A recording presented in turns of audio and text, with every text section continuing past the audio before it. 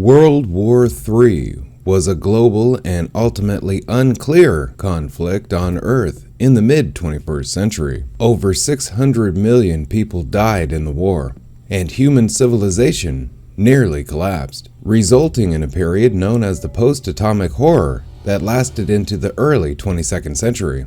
Historians of later centuries had varying opinions of the exact nature of the war and its origins. Some linked it to the eugenics war of the late 20th century, and while the seeds of the conflict may have been planted then, most scholars agree that it really began with Colonel Philip Green's eco-terrorism in 2026, which resulted in 37 million deaths. Green and his troops executed hundreds of thousands of people with impurities, like radiation sickness, claiming that their deaths were good for future generations. Among other parties in the conflict were the Eastern Coalition, or ECON, which fought against the United States of America and the European Union. Various factions, including Green's cadre, and possibly ECON, used drugs to control their military. Even during this period of global turmoil, the new United Nations worked for peace, and in 2036 declared that no human would be held accountable for the crimes of their race or forebears. However, the group's efforts were met with failure. The mind control revolts of 2043 through 2047 occurred during this period. World War III reached its peak on May 1st, 2053, when nuclear weapons were detonated over London, New York City, Tel Aviv, Jerusalem, Mecca, Beijing, and other cities. Asia was hit hardest, followed by the United States. Nearly 500 million people died in the initial blast.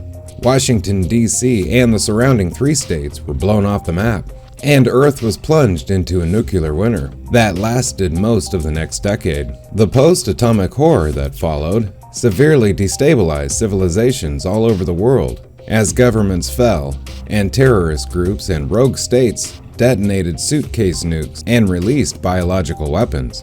The drug-controlled troops were used as cannon fodder in the conventional ground battles after much of the global computer systems were sabotaged. Numerous small-scale conflicts erupted across the globe. The economy of the United States was devastated, and most of its citizens were reduced to living conditions worse than that of the Great Depression of the 1930s. For 2 months following the outbreak of World War III, Caesar's Palace in Las Vegas served as an operational command center for Colonel Amber's regimental volunteers and was the site of the final battle of the Siege of Las Vegas.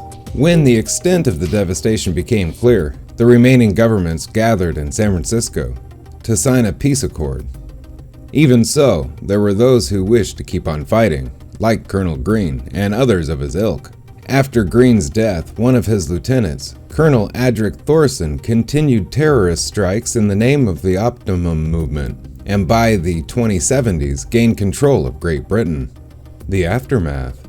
First contact with the Vulcans in 2063 inspired new hope in humanity and aided in recovery from the war's effects in some areas. Nevertheless, the post-atomic horror raged on in Asia, the Middle East, and the new Third World, sunk into a total lawlessness. According to Jean-Luc Picard, these areas remained in chaos well into the 22nd century.